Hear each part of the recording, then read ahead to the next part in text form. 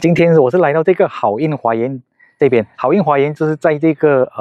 振华学校后语的一个花园，巴黎港工这边哦，可以看到我身后哦，这一间是一间双层的半独立哦，它的地就有5720方尺，那它的建筑面积呢？建筑面积是35尺乘50尺，那它的房间就有5个房间，然后5个厕所，这间半独立。以下就是它的内部的照片，可以看一下先。